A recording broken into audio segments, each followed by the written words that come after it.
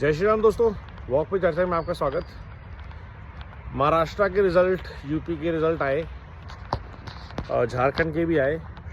आप झारखंड के रिज़ल्ट में भाजपा के रिएक्शन देखिए और महाराष्ट्र के रिज़ल्ट में महागठबंधन का रिज़ल्ट देखिए, या यूपी के रिज़ल्ट में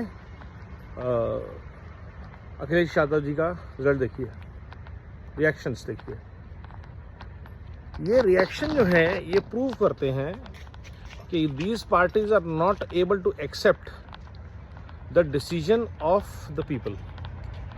The fact that Maharashtra or UP voted against this politics of hate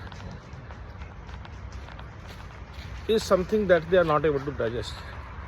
The fact that Maharashtra voted against corruption, against nepotism of all the three families, Congress, Pawar and Thackeray. The fact that people of Maharashtra voted for Sanatan, meritocracy, deliveries, ये इनको समझ नहीं आ रहा है और ये इनका सबसे बड़ा प्रॉब्लम है, क्योंकि आप काम नहीं करते, आप 24 घंटे झूठ बोलते हैं, नफरत की राजनीति करते हैं, कभी संविधान की दुहाई देते हैं, कभी जाति जनगणना की दवाई करते हैं, कभी वक्फ बोर्ड की सफाई देते हैं और जनता इन सबसे चीज़ों से दुखी हो चुकी है।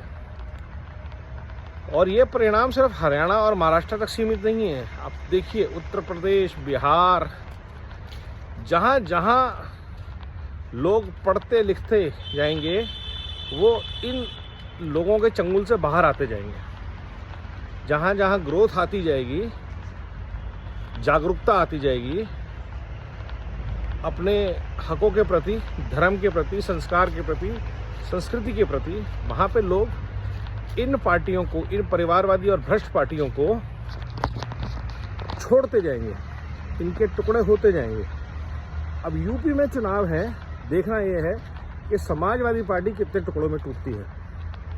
This will be the critical thing to watch, because जो हाल शरद पवार का या ठाकरे की सेना का हुआ था, वही हाल समाजवादी पार्टी का भी होना निश्चित है, क्योंकि भ्रष्टाचार की लड़ाई में लालच बहुत बड़ा रोल प्ले करता है और यादव खानदान के अलग अलग धड़े लगे हुए हैं उस लड़ाई में अपना अपना हिस्सा पाने के लिए।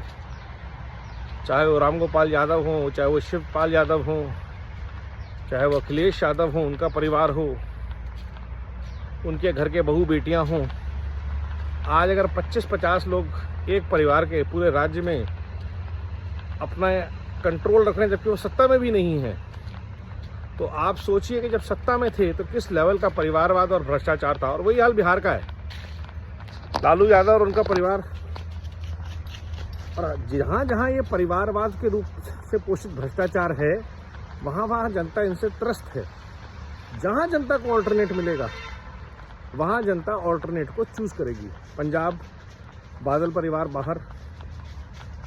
दिल्ली में जो हो रहा है वो केजरीवाल जी ने भ्रष्टाचार का एक अलग मॉडल बना लिया है। दिल्ली की जो वोट बैंक की राजनीति है, उसमें बिजली, पानी, शिक्षा के अलावा और भी कुछ नया फ्री आएगा और संभावना ये है कि दिल्ली की जनता फिर एक बार अरविंद केजरीवाल को चुनेगी। लेकिन यहाँ पे केजरीवाल कांग्रेस को सीटें नहीं देंगे, ये देखने वाला एक चीज़ होगी।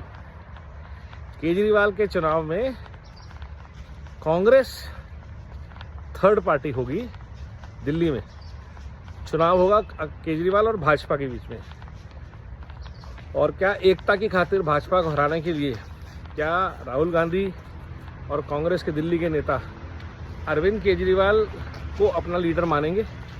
ये एक देखने वाला समीकरण आएगा, क्योंकि जितने भी भ्रष्ट और परिवारवाद से पोषित पार्टियां हैं, जिनमें राष्ट्र के प्रति कोई काम करने का भाव नहीं है और व्यक्ति पूजा बहुत ज़्यादा है, जो लोग भाजपा के लिए ऐसी बात बोलते हैं उनको ये समझना चाहिए कि भाजपा में टाइम पर नेतृत्व परिवर्तन होता रहा है। आम आदमी पार्टी में सारे सेकंड लेवल के नेता जा चुके हैं, कांग्रेस में गांधी परिवार के अलावा कोई है नहीं। तो ये पार्टियां नहीं हैं, ये परिवार द्वारा प्रायोजित प्राइवेट एंटरप्राइजेज हैं। जिसमें कोई ग्राउंड कनेक्ट नहीं है, सिर्फ पैसा है जिसकी वजह से लोग जुड़ते हैं। और वो पैसा कहाँ से आता है? वो भ्रष्टाचार से आता है। तो भारत की राजनीति के लिए परिवारवाद से पोषित भ्रष्टाचार युक्त पार्टियों को नेस्तो नाबूद करने का जो यात्रा शुरू हुई है, हरियाणा से हुड्डा परिवार खत्म हो गया, बंसीलाल, देवीलाल सब खत्म, तो ये यात्रा चालू रहनी चाहिए। कश्मीर में अनफॉर्चुनेटली नेशनल कॉन्फ्रेंस कांग्रेस के वंचित फिर से वापस आ गए, ये गलत है। तो जहाँ जहाँ हम इन परिवारवादी भ्रष्ट पार्टियों को उखाड़ पाएंगे और सनातन जागरण की, भारत के प्रति सम्मान के भाव को जगा पाएंगे, वहाँ वहाँ भारत का उदय, उस राज्य का उदय तय है। वरना जो हाल अब झारखंड का है या जो साउथ की स्टेट्स का हाल है, कर्नाटक देख लीजिए, वो हर जगह होने वाला है। केरला, कर्नाटक अगर आप गए हैं तो ना ही जाएं, वहाँ पे ऑलरेडी वक्फ बोर्ड ने अपना काम कर दिया है। तो इन सब विचारों को देखते हुए महाराष्ट्र की जीत जो है वो अभूतपूर्व है, अविस्मरणीय है। और हरियाणा से ज़्यादा ताकतवर तमाचा, जैसा कि मेरे को उम्मीद थी कि महाराष्ट्र के लोग मारेंगे, उन्होंने मारा है। जय शिवाजी, जय भवानी, वंदे मातरम, नमो भारत, जय हिंद।